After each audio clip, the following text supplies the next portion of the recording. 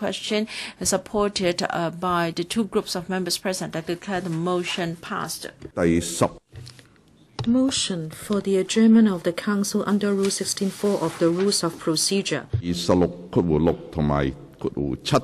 In accordance with Rule 16(6) and 7 of the Rules of Procedure, the total speaking time for this debate is 1.5 hours, of which not more than 75 minutes are for speeches by members. In accordance with Rule 18(b) of the House Rules, each member, including the motion mover, may only speak once and speak for up to 5 minutes. After members have spoken, the public officer will reply. I wish to remind members that if the total speaking time of members reaches 75 minutes, irrespective of whether a member is speaking, I am obliged to direct the member to stop speaking immediately. It is now 3:32. The debate now begins. Members who wish to speak on the motion will please press the Request to Speak button. I call upon Honourable Kwong Chun-yu to speak and move the motion. President, I move that this Council do now adjourn for the purpose of debating the following issue: subsidence of viaduct piers of Yuen Long section of MTR West Rail Line. Mr. President, this is a rare incident because adjournment debates proposed by the pandems would be thrown out or rejected, saying that there is no urgency or it is a waste of time. But this time around, it seems the pro-establishment camp also thinks that it is an important issue, so we should have a debate. The incident stemmed from September 2013 when the two viaduct piers of Yuen Long section of the MTR West Rail Line encountered subsidence. What was shocking was that the MTRC did not announce the incident to the public in the 5 years since. In the To Ko An Station, Hong Ham Station, and Exhibition Station, and the subsidence at Yuen Long section, they were all unveiled by the media before the MTRC reacted. The MTR Corporation said that according to the Buildings Ordinance, they reported the subsidence to the Buildings Department, but the subsidence is a matter of major public interest. On these two pillars, we have the Yuen Long section of the West Rail Line, and it affects nearly 1 million people in Tin Shui Wai and Yuen Long. So if something happens, who would be held responsible? These scandals all have to do with the notification mechanism. Did the Transport and Housing Bureau actually know about the incident, and when? And after they learned about the incident, why didn't they report the incident to the public?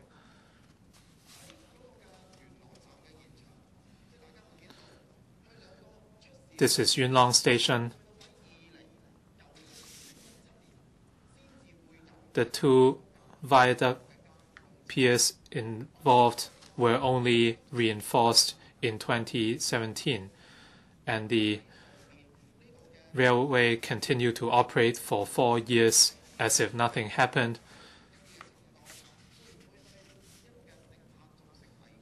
Would the subsidence have led to any danger for the public or passengers? And would the railway section be completely safe?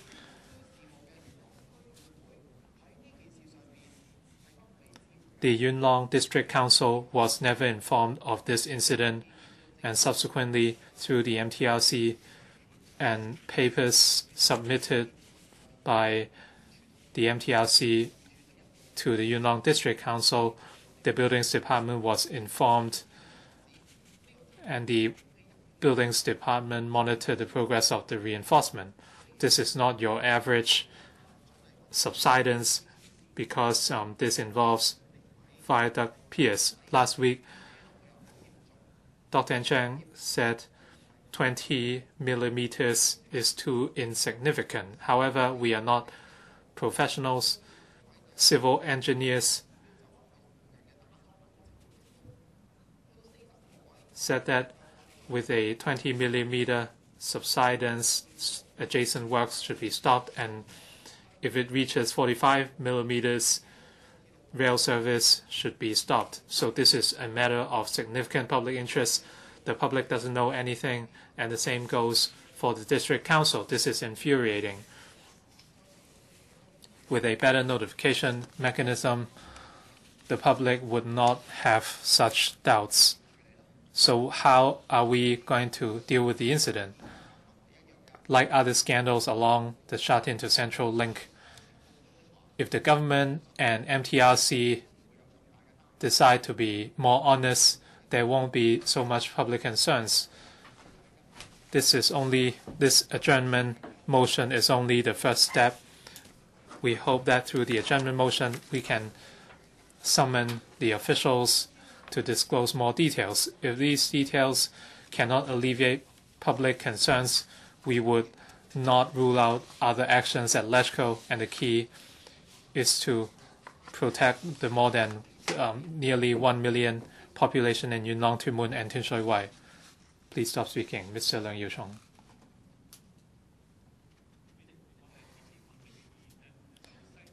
President, I support the adjournment motion moved by Mr. Roy Kwong on the subsidence of viaduct piers of Yuen Long section. The MTRC notified Sun Hung Kai Properties years ago after learning about the incident, but they did not report the incident to the public and district council. The railway operated as usual, and there were plenty of passengers every day. So they took the lives and safety of the passengers lightly. And the reinforcement works only began recently, and the MTRC stressed that their practice is in line with normal practice, and that is they have notified the government departments.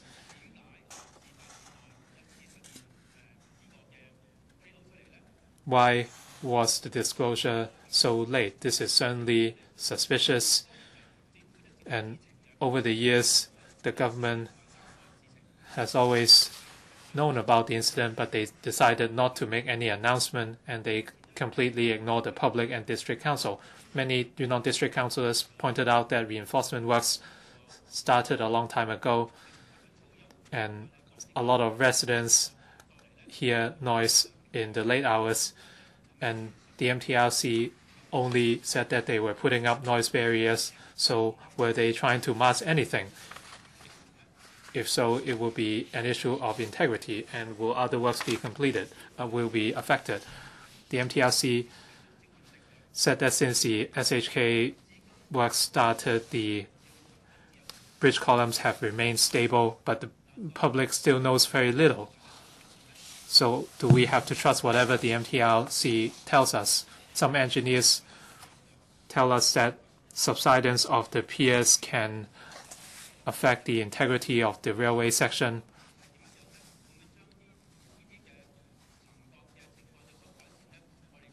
Has the subsidence improved over the past 4 years? No one knows. Even if there's no immediate danger, as a public transport provider, the MTRC should provide or announce more details of the subsidence.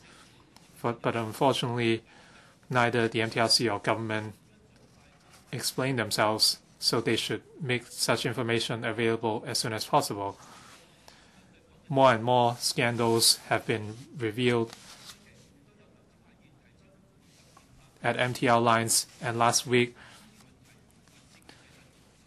members have moved motions under the Powers and Privileges Ordinance to investigate into these incidents, but they were voted down by the pro-Beijing camp.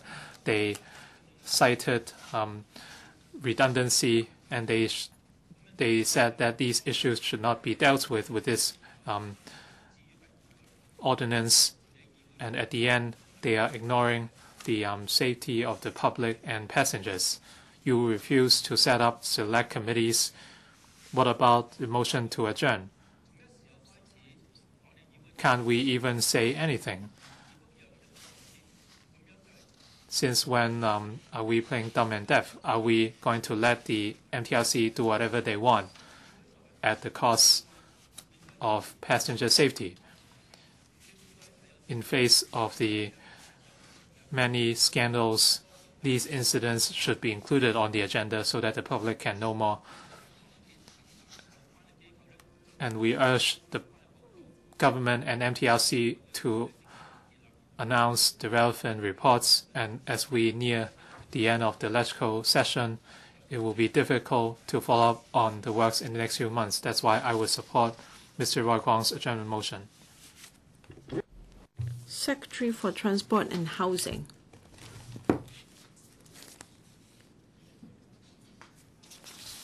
President, just now a number of members have spoken on the subsidence involving the bridge columns near the Yuen Long station.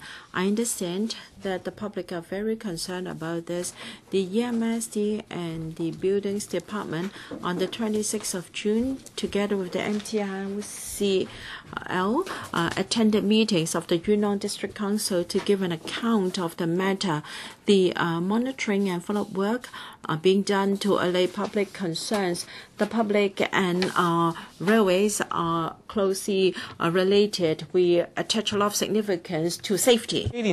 That is why there is a very stringent monitoring system. The EMSD is the statutory railway safety monitoring agency. According to CAP 556 Mass Transit Railway Ordinance and CAP 556A Mass Transit Railway Regulations, the EMSD monitors and regulates the safety operation of railway systems, and the main functions are to ensure that there are safety measures and also to assess and approve new railway projects and major modifications to the projects, and also to assess and follow up on railway improvement measures on the different railways, and also to investigate into railway incidents.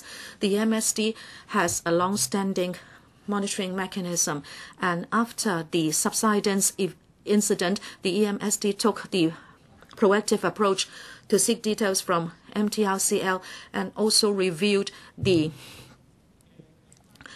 monitoring records of the relevant road sections starting from 2011 to make sure that there is no deviation from safety ramps and also that it is still operating according to safety standards. The administration will not relax its monitoring, and the MSD will work as always to review rail track examination records, and also will step up inspection and examination of the asset management system and also repair and maintenance system of MTRC. Let me take the opportunity to let you know again an account of the entire incident. As the Buildings Department said in the special meeting of the Yuen Long District Council, according to established procedures, project staff have to make sure that the project will not have an impact on building structures and other facilities in the vicinity. The private development project is next to the viaduct piers of the West Rail. The developer appointed registered structural engineer, and it submitted the relevant pier plans to the Buildings Department in January 2008. And after that, the CEDD was consulted. And when the Buildings Department examines the pier plans, it required the registered structural engineer, registered geotechnical engineer, and also the contractor to comply with the standing regulations of the buildings ordinance, that there should be requirements on how buildings will have to be taken care of during piling, meaning that there have to be 2 monitoring points near the 2 piers, and also the settlement record, if any, and also to take care of contingency measures should there be any subsidence near the acceptable level. Since this is within the railway protection area as listed in Schedule 5 of the Buildings Ordinance, the Buildings Department required piling staff to act according to the requirements of MTRCL. That is, before piling, there should be direct notice given to MTRCL so that the company can set up monitoring as to, for example, set up extra monitoring points near that section of the viaduct so that the MTRCL can look at whether there is any tilting or subsidence at the piers, and also to ensure that there will be structural safety for the railways. Anything that happens within the railway protection area should be subject to more stringent requirements. Say, for example, if the subsidence is over 20 millimeters, which is the acceptable level, where it is 25 millimeters for structures and buildings. And if that is the case, the piling works must stop immediately, and a mitigation option should be provided to the buildings department so as to minimize the impact on nearby structures. And it is only with the approval of the buildings department that piling can be resumed. The relevant plans were approved by BD in March 2008, and piling started in July of that year. In 2012-13, the MTRCL was aware that there was minor subsidence at the two piers. The BD confirmed that in that period, the subsidence of the two piers did not exceed the 20 millimeter acceptable maximum, and the subsidence did not cause any structural safety problems to the two piers. Even so, because of this phenomenon and also the requirement of the MTRCL, the structural engineer of the project informed the BD in September 2013 that the piling works would, for the time being, be suspended, and the BD continued to closely monitor the situation of subsidence and required the registered contractor to continue to monitor the monitoring points and also to provide records to the BD. According to BD information, the subsidence did not exceed 20 millimeters. And from what I understand, in October 2014, the MTRCL submitted preventive consolidation or reinforcement plans for the two piers to the BD, and it was accepted by the BD in June 2015. After that, with the help of an independent consultant, the MTRC examined the details of the consolidation plan. It was started then in September 2017 and is still going on. And also the piling staff submitted a revised piling works plan to BD in May 2018, including more mitigation measures in order to minimize impact on the West Rail. And it promised that the piling works would be resumed only after the two piers have been reinforced or consolidated. The BD, EMSD, and the MTRCL will continue to monitor the subsidence situation to ensure public safety. We understand that the public are very concerned about the impact on railway safety by this subsidence incident. And also, the BD did not report to the EMSD in good time, and also the MTRCL did not report to the various stakeholders, and we express concern towards these. In order to take care of the public's concern, the BD and the EMSD have decided that if there will be any other subsidence in future in relation to railway protected areas, even if the subsidence is not near the acceptable maximum, there will be more communication between the two departments, and also there will be dissemination of messages to increase transparency so that the public and relevant stakeholders will understand whether there will be any impact. And the EMSD will continue to monitor the safety of railways as usual, and if necessary, there will be reports given to the subcommittee on matters related to railways. Thank you. I now put the question to you that this council do now adjourn. With those in favor, please raise your hands. Mr. Roy Kwan claims a division. The bell will ring for 5 minutes.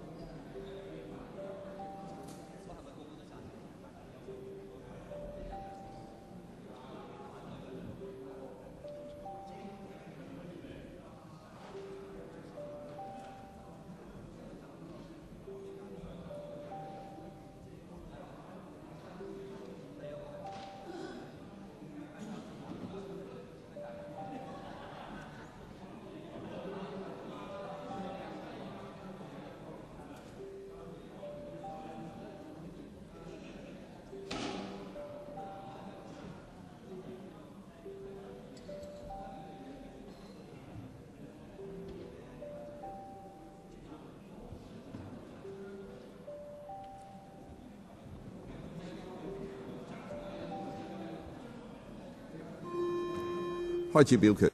Members, please proceed to vote.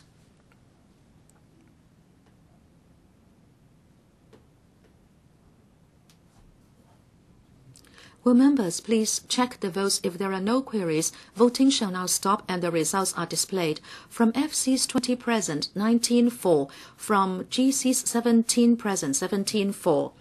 I think the question is agreed by a majority, respectively, of 2 groups of members present. I declare the motion passed. I now adjourn the Council for resumption on the 11th of July at 11 a.m.